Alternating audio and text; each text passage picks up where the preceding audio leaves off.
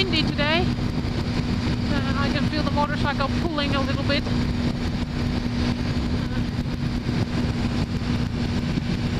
But nothing we can't handle.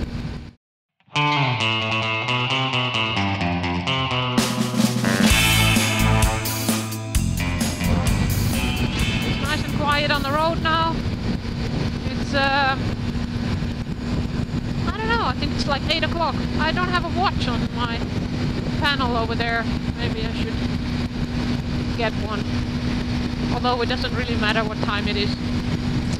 As Eckhart Tolle would say, the time is now, and only now, because now is all that matters. Oh yeah, I'm kind of on a spiritual journey at the moment. And once again we have nice country roads. I think this was the road which wasn't so good regarding the quality of the asphalt. But well, we'll just have to pay attention to where we're going. Which is another thing that Eckhart Tolle would say, because when you put your 100% full and undivided attention to what you're doing, you can't go wrong, because you're focused. So yeah, let's talk about spiritual journeys and why I ride a motorcycle. Well, I already in a previous video discussed why I ride a motorcycle, because my dad had one and my husband thought it was nice because he had one, and then if I would get one we could go on trips together, etc, etc, etc. But another nice thing about riding a motorcycle is that you have to pay attention to what you're doing, because just one moment, and that's a big bump. One moment of not paying attention could cost you dearly. You could fall, slide, or whatever. And by you know, paying your 100% full and undivided attention, riding a motorcycle makes it fun, because you can't really think when you're riding a motorcycle, because you have to pay attention to what you're doing, which makes vlogging kind of hard. And sometimes you'll probably notice I have trouble talking, especially when, you know, there's crossings coming up, or I have to shift gear or something, because, you know, my attention focuses to what I'm doing instead of the talking.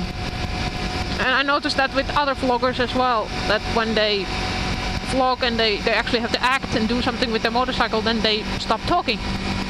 It's just, you know, your concentration kicking in and saying that pay attention to what you're doing, otherwise things can go wrong. So riding a motorcycle is in that sense also fun, because then it kind of makes you be present, and you have to be in the now, as Eckhart Tolle would say. I don't know if anybody knows about this guy, or man I should say, he's quite old already, so he's this spiritual teacher.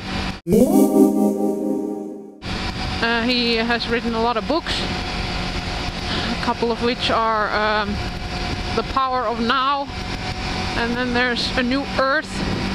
I think maybe that book's a little bit more popular because it has gotten a little bit more of attention, because Eckhart was on the Oprah show, and they did this whole series about the book. It was like Oprah's book club, and she discussed the book, she read it with him, and they had this hour, I don't know, they had like, I think they had 10-hour sessions discussing the book, and people could call in via Skype or I don't know, send an email with a question, and he would answer it, or try to answer it. So I guess many people would kind of know him from there. I was introduced to Eckhart Tolle by my sister, believe it or not. It was a couple of years ago when she was really into him and reading the books, and I don't know, just going on a journey herself. and I was at home, and she was watching it on a DVD. She said like, yeah, come and watch this. This is interesting. I watched 5 minutes, and then I said like, this guy is nuts. And seriously, I meant it. Because whatever he said, it didn't make any sense. He didn't know what he was talking about, and at least I felt like that. And there was complete and utter resistance in my body to everything he said. And it was only later when, I think a couple of years, well, like half a year ago, when I don't know actually what happened. I think my husband said that, yeah, I think I'm going to read A New Earth. And then I said like, oh, okay, maybe I can read it too. And that's when it really got started. I mean, that's when I got into it, sort of. Well, you can't really say get into it, because it's nothing to get into. It's nothing you have to believe in or adapt to or whatever. It's just, I don't know, I can't even explain it. Seriously. It's just being in the now. And it's this sense of inner peace and I don't know, it's really, really hard to explain. I think you know, Buddhists call it enlightenment, God calls it salvation, or Jesus calls it salvation. It's all the same. It's when it comes down to the essence of all religions and all spiritual teachings, it's the same thing. Seriously. And it's all about living inner peace and the end of suffering, as Buddha would say. So, in that sense, it's the road to enlightenment. And if you don't like that word, then you can just call it the road to God. God is everywhere. God is everything.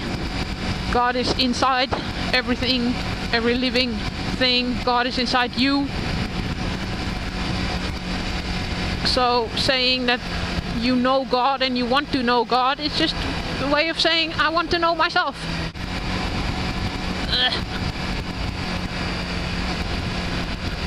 So yeah, you see there, I had to pay attention to what I was doing, so I quit talking.